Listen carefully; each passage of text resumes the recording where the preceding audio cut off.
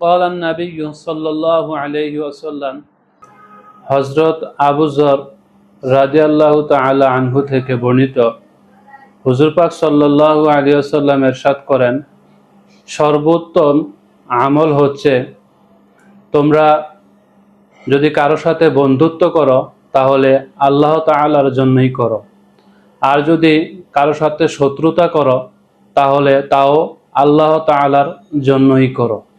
তার মানে এর দ্বারা আমরা কি বুঝতে পারলাম?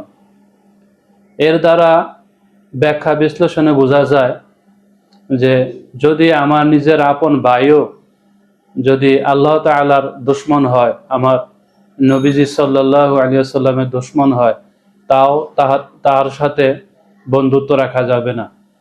আর যদি এমন এক লোক, তাকে আমি চিনি না, অনেক দূরবর্তী, অনেক দূরের লোক, সে আল্লাহ তাআলার পাগল, আমার নবীজির পাগল, আমার নবীর মহাব্বত তার ভিতরে আছে, অবশ্যই তাকে দেখে আমার মুস্কি হাসি দিতে হবে, তার সাথে সুন্দর সম্পর্ক রাখতে হবে।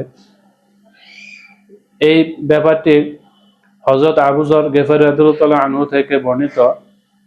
এটা হচ্ছে আবু দাউদ 4599।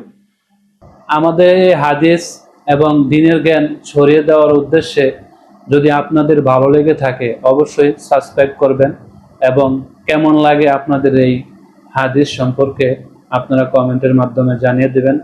আসসালামু আলাইকুম ওয়া রাহমাতুল্লাহি ওয়া বারাকাতুহু।